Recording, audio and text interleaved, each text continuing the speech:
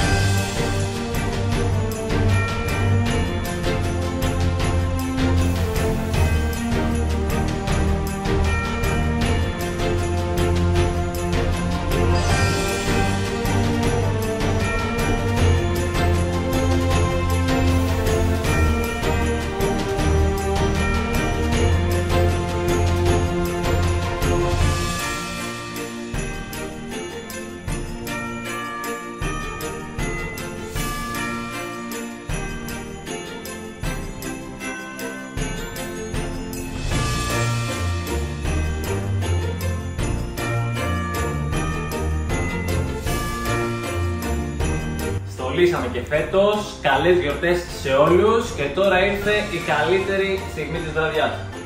Πάμε να φάμε το μαγάρονα.